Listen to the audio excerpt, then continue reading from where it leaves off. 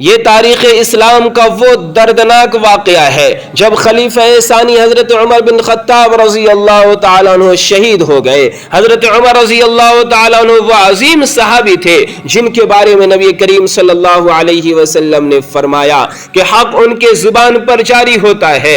ان کے دور میں عدل و انصاف کا بول بالا تھا۔ وہ ہمیشہ دعا کرتے تھے، اے اللہ مجھے اپنی راہ میں شہادت عطا فرما اور مدینہ میں موت دے۔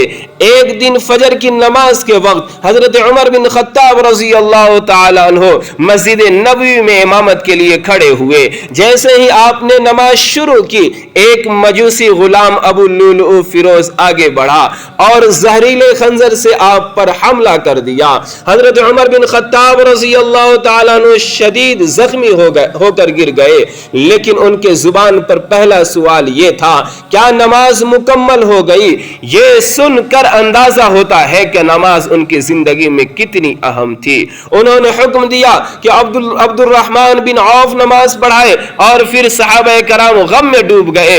زخموں کی شدت بڑھتی گئی اور چند دن بعد یکم محرم 24 ہجری کو حضرت عمر بن خطاب رضی اللہ تعالیٰ عنہ اس دنیا سے رخصت ہو گئے۔ مدینہ منورہ ایک عظیم رہنما سے محروم ہو گیا، لیکن ان کا عدل اور کردار آج بھی زندہ ہے۔ اللہ ہمیں ان کے نقش قدم پر چلنے کی توفیق عطا فرمائے، آمین۔